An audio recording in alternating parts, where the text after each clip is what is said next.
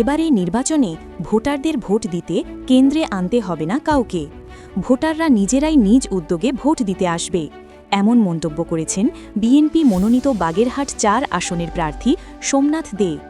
মোরেলগঞ্জ থেকে সোহাগ শেখের প্রতিবেদনে থাকছে বিস্তারিত।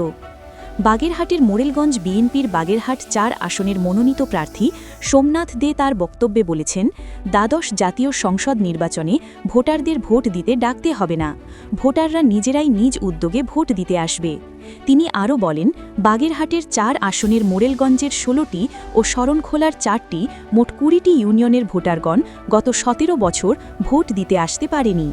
তিনি জনগণের প্রতি আশ্বাস দিয়ে বলেন, এই আসনের মানুষের প্রধান সমস্যা লবণাক্ত পানি ও ক্ষতিগ্রস্ত রাস্তাঘাট থেকে শুরু করে পানগুছি সেতু নির্মাণসহ উন্নয়নের গভীর তিনি পরিকল্পনা করেছেন।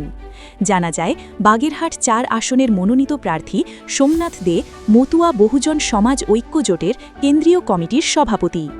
বাংলাদেশ জাতীয়তাবাদী দল বিএনপির মনোনীত প্রার্থী হিসেবে এই অঞ্চলের বিএনপির ত্যাগী নেতৃবৃন্দদের নিয়ে বিপুল ভোটে জয়লাভ করবেন বলে তিনি আশাবাদ ব্যক্ত করেন। নর্মাল যে গ্রাজুয়েশন মাস্টার্স করে রাস্তা রাস্তা ঘুরে বেড়াচ্ছে, তারা কোনো চাকরি পাচ্ছে না, হতাশাগ্রস্ত। তো এইটা, এবং আমাদের এখানে প্রচুর ছেলেমেয়েরা বিদেশে আছে।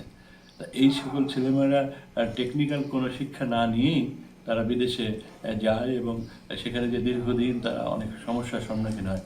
তা আমার প্রথম কাজ হচ্ছে এখানে টেকনিক্যাল ভালো শিক্ষার ব্যবস্থা করা এবং ভাষা শিক্ষার একটি ইনস্টিটিউট খুলে তোলা।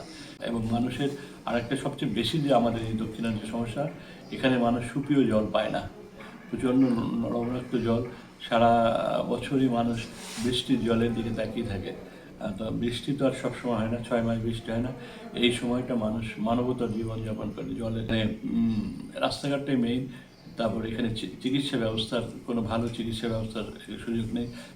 আমি যদি হতে পারি সুপেয় পানির আমি ব্যবস্থা করব।